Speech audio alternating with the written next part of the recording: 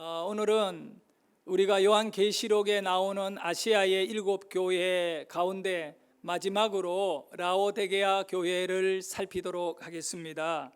이 라오디게아 도시는 주전 250년경에 수리아 왕이었던 안디옥 2세가 이렇게 허허벌판 넓은 평지 위에 도시를, 아주 큰 대형 도시를 건축하게 되었습니다.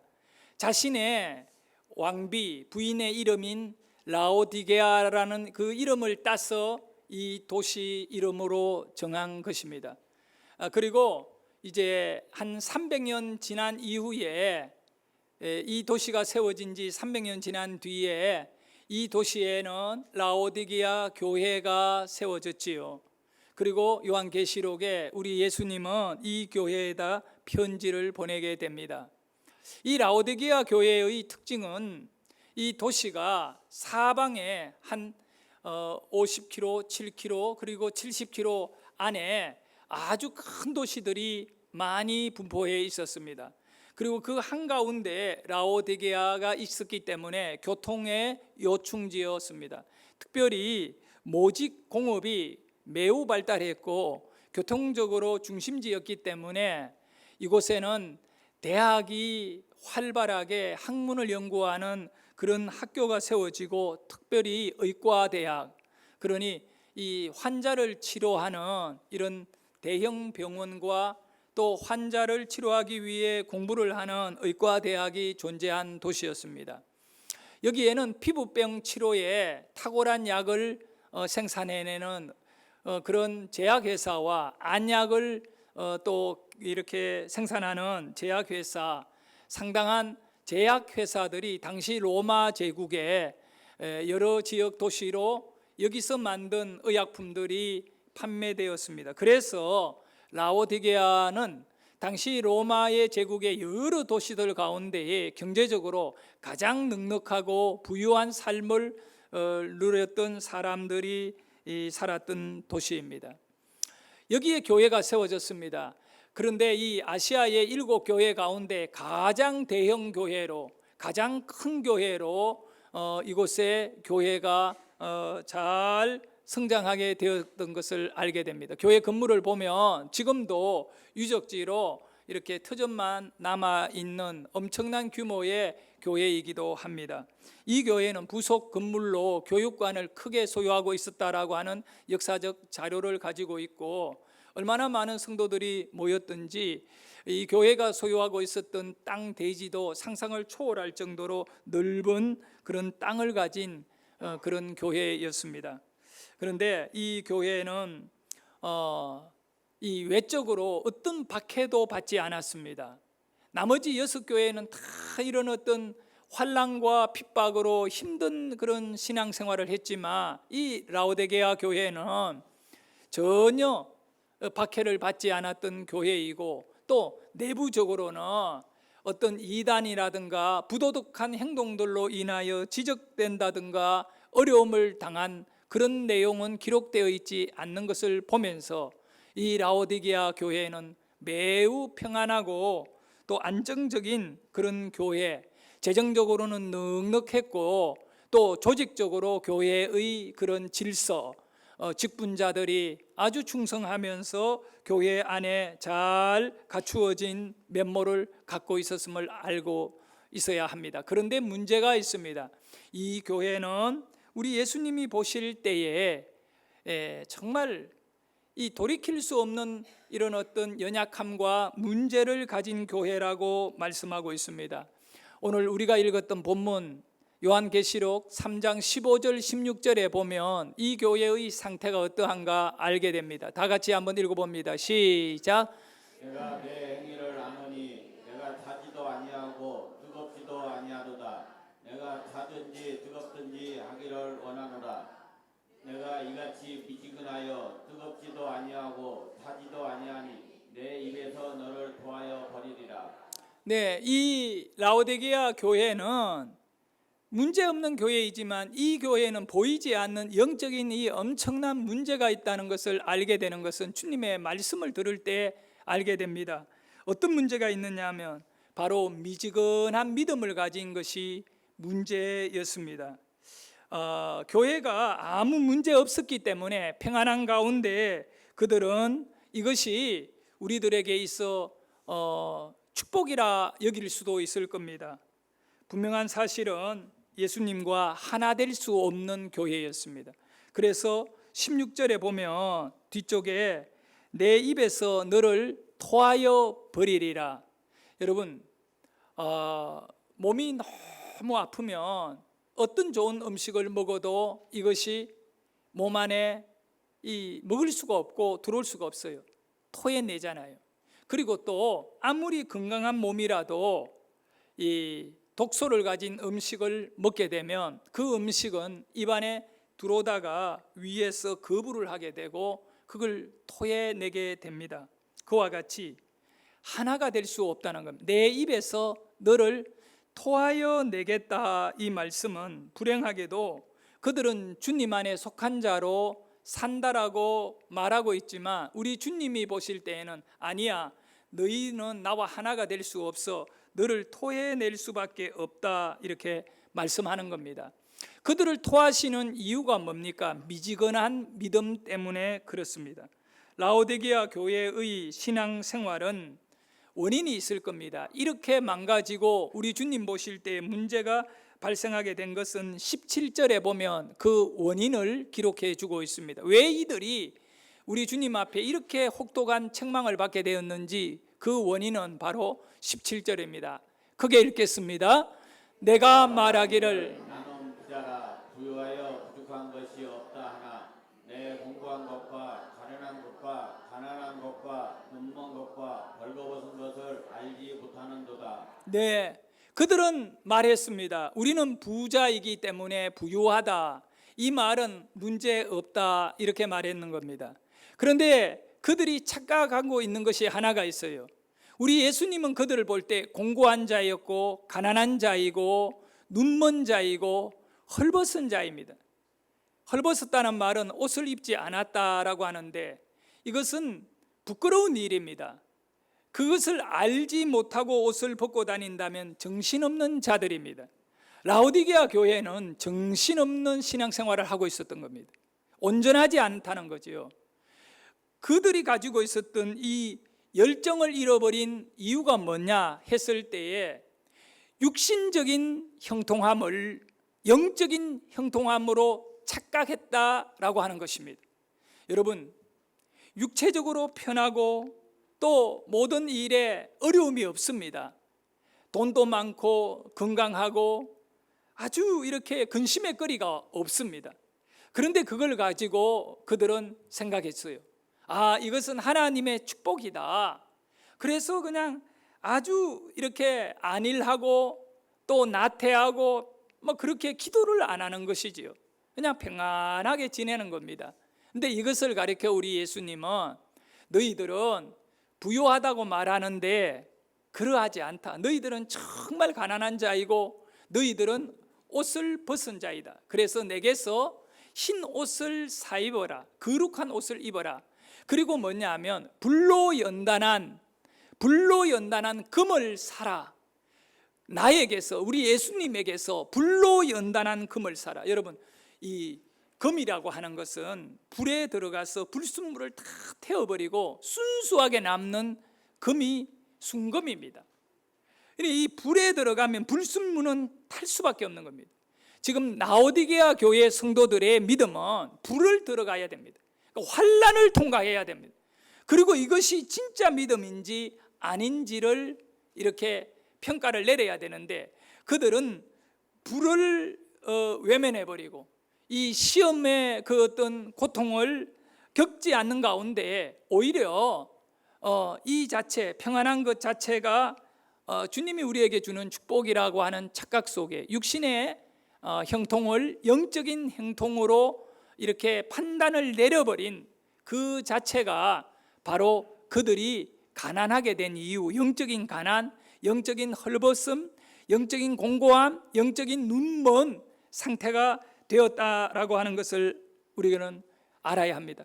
차라리 이 교회가 외부적인 어떤 핍박이나 환난을 받았다면 그 환난을 이겨내려고 몸부림치는 그런 기도 생활이라든가 뭐 그런 부분들이 있었더라면 좀 진지하게 주님을 더 바라볼 수 있었지 않을까 생각해 보기도 합니다. 어떻게 보면 여러분이 어렵고 힘든 고통을 겪고 문제가 생길 때 있어요. 갑자기 원치 않는 문제가 일어나서 너무 힘들 때가 있다고. 그럴 때에 그것은 불행이라기보다 정신을 딱 차리고 기도하면서 하나님을 의지하고 하나님께 도와달라고 매달리고 이런 과정 속에 우리의 영혼이 살게 되는 줄 믿으시기를 바랍니다. 여러분, 불로 연단한 금을 나에게서 사라. 우리 주님에게 정말 연단을 좀 받을 필요가 있다라고 이렇게 볼 수 있습니다. 라오디게아 교회 성도들은 아무 문제 없는 그런 형통한 삶, 세상적으로 부러울 것이 없는 그런 삶을 살아가면서 그들은 성공한 인생인 줄 알았는데 그것은 아닙니다. 주님의 말씀을 들어보니까 영적으로 벌거벗은 자이다 이런 말씀합니다. 어쩌면 오늘 우리도 이런 주님 앞에 모습은 아닌가 자신을 살피는 것은 매우 중요한 자세입니다. 하나님의 백성은 언제나 여러분 영혼에 아주 갈급한 하나님께 매달리고 하나님께 도와달라고 하고 하나님을 찾는 그런 간절함이 있어야 합니다. 여러분이 은혜를 받아야 되거든요. 그런데 은혜를 받는 은혜의 통로가 무엇으로부터 만들어지는지 이것을 알 필요가 있습니다. 은혜의 통로는 여러분의 심령의 갈급함입니다. 여러분의 심령이 갈급한 마음을 갖고 하나님을 찾게 되면 하나님에게 나아갈 수 있는 통로가 열리고 그 통로를 통하여 여러분은 은혜를 받게 됩니다. 시편 42편 1절과 2절에 보면 이렇게 고라 자손들이 하나님을 향하여 간절히 매달리고 있는 내용을 소개하고 있습니다. 하나님이여 사슴이 시냇물을 찾기에 갈급함같이 내 영혼이 주를 찾기에 갈급하나이다. 내 영혼이 하나님 곧 살아계시는 하나님을 갈망하나니 내가 어느 때에 나아가서 하나님의 얼굴을 배울까라고 고백합니다. 여기 이 시편의 주인공은 뭘 갈급하게 소원했습니까? 하나님 얼굴 보는 거예요. 하나님 얼굴을 대면하는 것입니다. 여러분, 이런 갈급이 이 라오디게아 교회는 없었다는 겁니다. 사람 얼굴 보고 즐기고 헤어졌던 것이죠. 웅장한 교회 건물 보고 만족하며 하나님 우리가 이런 일을 해냈습니다 라고 하는 자신들의 외형적 부요를 자랑하며 그들은 모였다 헤어졌던 겁니다. 근데 정말 하나님 앞에 영성이 살아있고 또 영적인 눈이 열려 있는 것은 하나님을 볼 수 있어야 됩니다. 우리 인생의 가장 큰 은혜가 뭐냐? 바로 하나님을 보는 것입니다. 성도 여러분, 지금 여러분의 신앙생활은 건물을 보는 겁니까? 하나님을 보는 것입니까? 정말 여러분에게 필요한 것은 누가 하나님을 보게 됩니까? 갈급한 심령을 가진 성도입니다. 사슴이 시냇물을 찾아 그 목마른 사슴이 물을 찾아서 갈급하듯이 우리는 하나님을 찾아서 갈급해야 합니다. 이 예배로 나오는 여러분의 발걸음이 갈급한 걸음이어야 되겠지요. 그저 오늘 내가 교회에 나오지 않아도 아무런 문제가 없다라고 하는 그 잘못된 평안이 내 안에 자리 잡게 될 때 그것은 심각한 병든 상태, 영적인 병에 걸려 있는 상태인 겁니다. 라오디게아 교회를 다시 우리 주님은 살리시기를 원하십니다. 그렇게 병들어 있고 주님을 찾지 않는 세상적인 부요와 그 어떤 평안함 속에 만족하고 살아가는 그 라오디게아 교회를 주님은 야, 너희들은 영적으로 완전히 메말라 버렸어. 나를 찾지도 않고 너희들은 더 이상 내 은혜를 받을 자격이 없어 하고 그들을 버린 것이 아닙니다. 우리 주님은 비록 메말라 있는 라오디게아 교회에 있지만 그 교회를 향하여 기회를 주시고 부르셨습니다. 오늘 말씀 19절에 보면 읽어봅니다. 시작. 물은 내가 사랑하는 자를 책망하여 징계하노니 그러므로 내가 열심히 내게 회개하라. 그러므로 네가 열심을 내라. 회개하라. 여러분, 그들이 답답한 것이 없는 사람들입니다. 네? 너무나 오늘날 여러분들이 원하는 그런 인생을 그들이 살고 있었어요. 여러분들이 도착하기를 원하고, 여러분들이 누리기를 원하고, 여러분이 이루기를 원하는 삶에 그들은 이미 도착해 있던 겁니다. 그것이 세상적인 것이죠.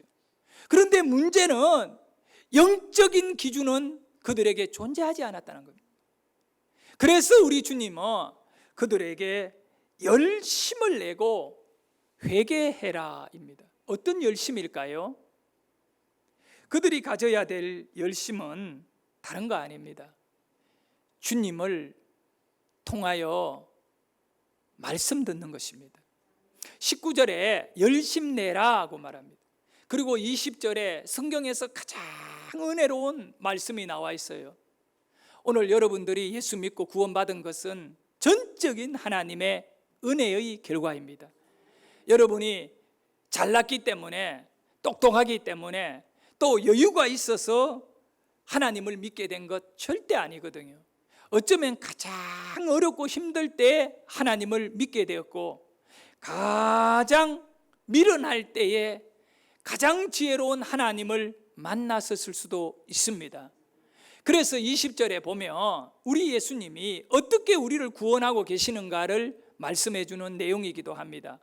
볼지어다 내가 문 밖에 서서 두드리노니 누구든지 내 음성을 듣고 문을 열면 내가 그에게 들어가 그와 더불어 먹고 그는 나와 더불어 먹으리라. 이 말씀은 딱 한 가지, 주님의 음성입니다. 지금 우리 예수님이 어디에 계십니까? 라오디게아 교회를 주님이 떠나신 적은 한 번도 없습니다. 언제나 라오디게아 교회 성도들의 마음의 문 앞에 주님은 계셨던 것이지요. 그리고 수없이 그 마음을 두드리고 계셨습니다. 그래서 20절에 이 말씀이 있는 것이지요. 내가 문 밖에 서서 두드린다. 그런데 그 문을, 예수님이 들어가는 문을 열 수 있는 분은 누구입니까? 음성을 듣는 자만이 문을 열습니다. 안 들리니까 문을 못 엽니다. 성도 여러분, 늘 주님은 여러분에게 말씀해요. 그리고 여러분의 마음을 두드리세요. 근데 여러분은 듣지를 못하는 겁니다. 영적으로 듣지를 못하는 거죠. 그래서 그 마음의 빗장을 열지를 못하는 겁니다. 마음의 문을 열면 우리 예수님이 내가 그에게 들어가 먹고 그는 나와 더불어 먹는다라고 말씀하는 겁니다. 이 내용은요 아주 신비입니다. 신비로움이죠. 우리가 마음의 문을 열면 우리 예수님은 내 안에 들어오십니다. 내가 그를 초청합니다. 어서 오십시오라고 영접을 하는 것이죠. 그를 받아들이고 맞이하는 것입니다. 그런데 성경은 내가 그를 맞이하였지만 뭐라고 말씀하느냐 하면 그는 나와 더불어 먹는다고 말합니다. 이 말씀의 의미는 예수님을 영접한 그 사람은 우리 예수님께서 당신의 구원의 잔치에, 영생의 잔치에 나를 초청했다는 것입니다.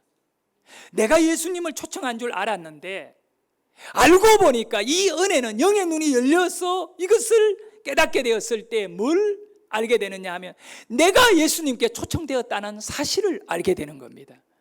여러분이 교회에 왔지만 사실은 주님이 여러분을 주님의 그 영생의 잔치에 초청한 것입니다.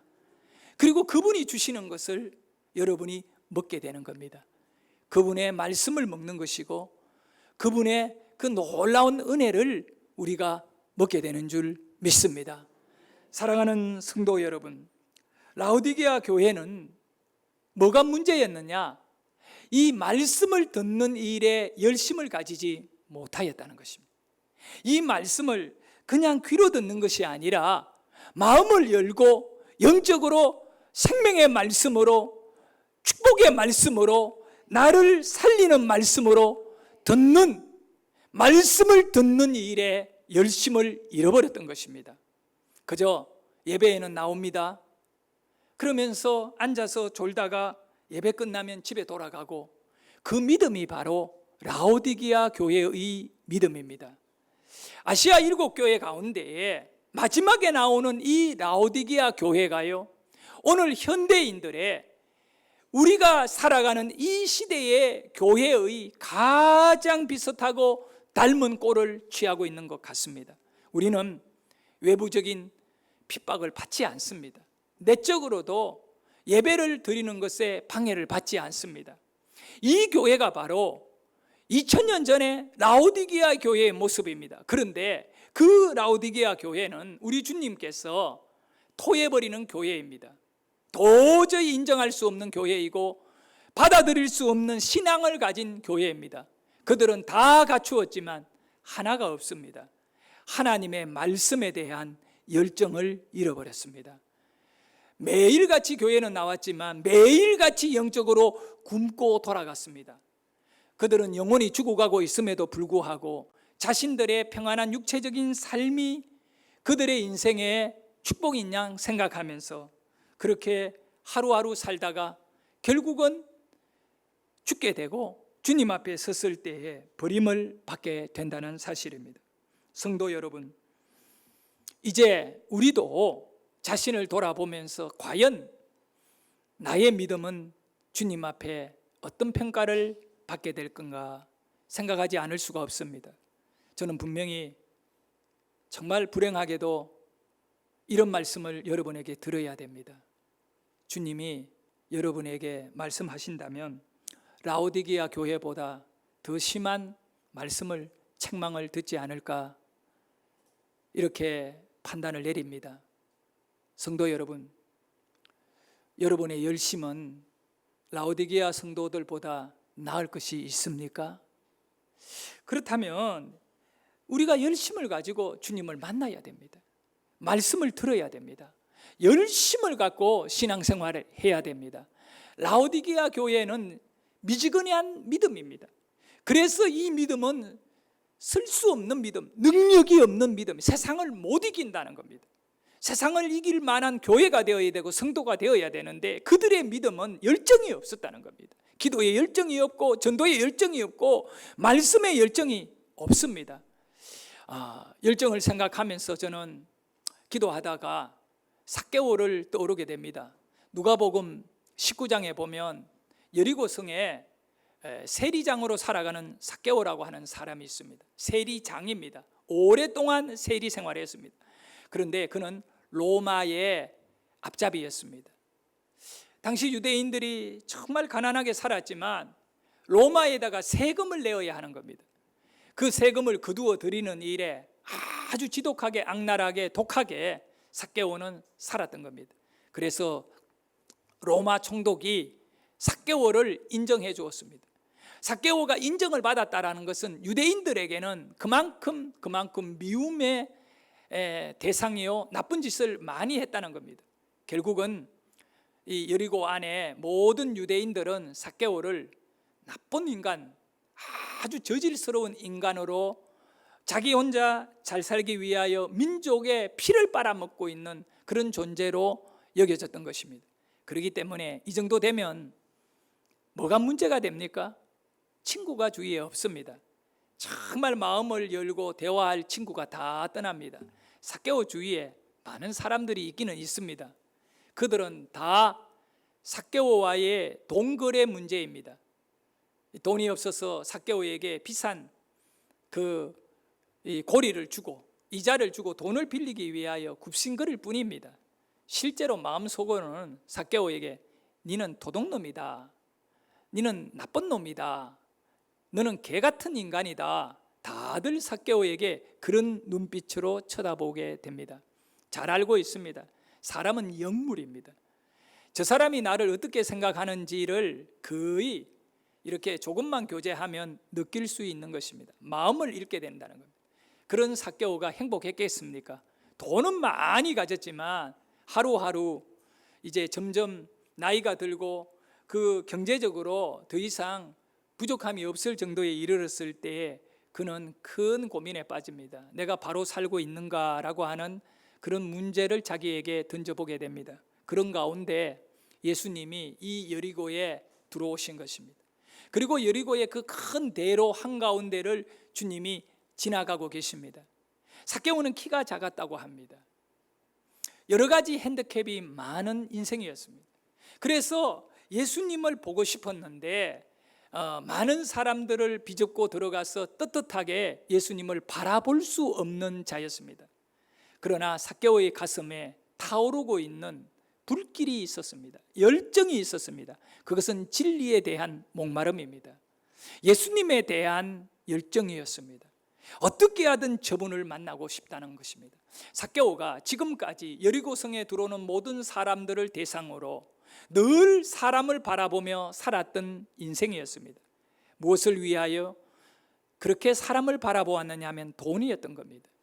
한 사람 한 사람에게 세금을 부과하며 이 사람에게는 얼마를 받아야 하는가 판단을 내리면서 사람을 돈으로 바라보던 삭개오였습니다. 그러나 오늘은 달랐습니다. 예수님을 바라보는 삭개오의 마음이 바뀌어진 것입니다. 예수님을 돈으로 바라보는 것이 아니라 존경의 대상으로 바라보고 믿음의 대상으로 바라보고 만나고 싶은 마음을 가지고 바라보며 영접하고자 하는 열정을 갖고 주님을 바라보고 있는 것입니다. 그래서 어떻게 저분을 만날 수 있을까 고민하다가 돌무화과 나무 위로 올라가게 됩니다. 여러분, 나무 위로 올라간다는 것은 뭘 의미하는가요? 그것은 그냥 그저 바라보는 거로 만족하겠다는 것입니다. 주님과 대화를 하고 주님과 깊이 있게 손을 잡으려면 땅에서 만나야 할 것입니다. 나무 위에서 바라보는 것은 구경에 지나지 않습니다. 삭개오는 그렇게라도 주님을 보고 싶었던 것입니다. 사람과의 관계인 것이요, 깊은 사랑의 관계요. 관계는 어떻습니까? 여러분이 지금 맺어지고 있는 모든 관계는 어떤 관계입니까? 여러분이 가장 아름답다라고 하는 관계는 지금 어떤 관계인지 아십니까? 놀라지 마십시오. 다 거래였습니다. 주는 것과 받는 것이 있었기 때문에 관계를 유지했던 것입니다. 돈이 아니면 마음이었던 것이죠. 뭔가를 내가 그 사람에게 주었을 때, 내가 마음을 주었을 때, 그 사람이 마음을 주든 돈을 주든 뭔가 나에게 줘야 되는 것입니다. 왜 싸웁니까? 관계가 자신이 원하는 대로 되어지지 않기 때문에 상처를 입는 거죠. 나는 이만큼 너에 대해서 마음을 주는데 너는 지금 나에게 뭘 주느냐? 실망했다. 그래 다투는 것이죠.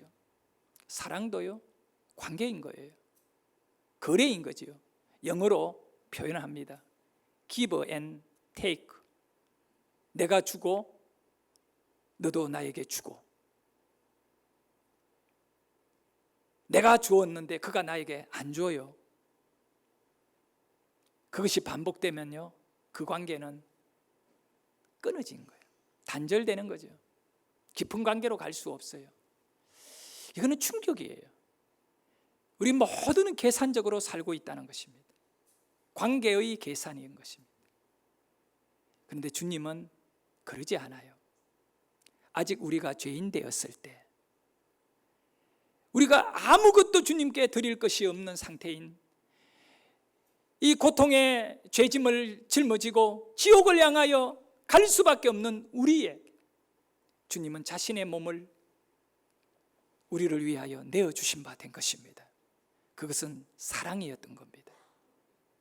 여러분, 어떻습니까?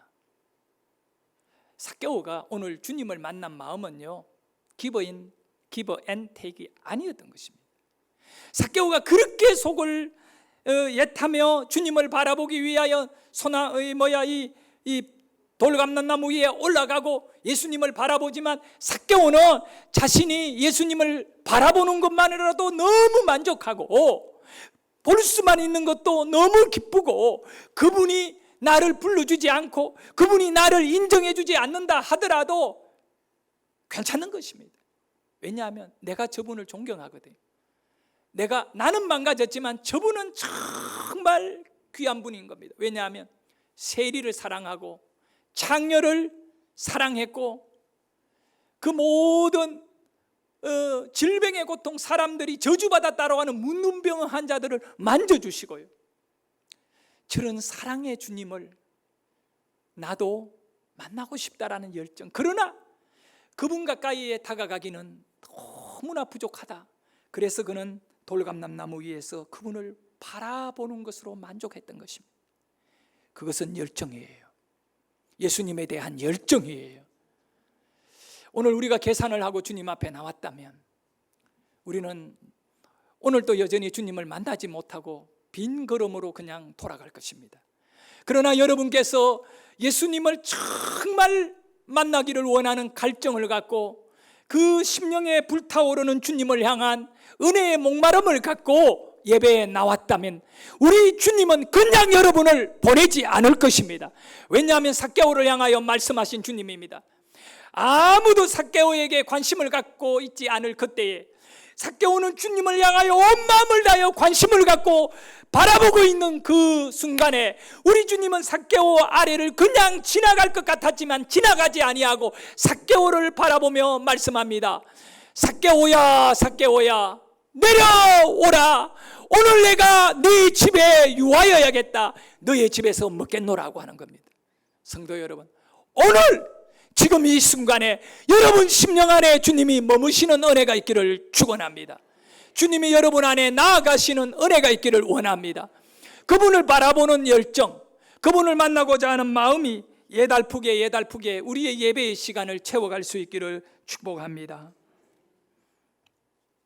자, 여러분, 회개하라, 열심을 내라 말씀을 하셨지요.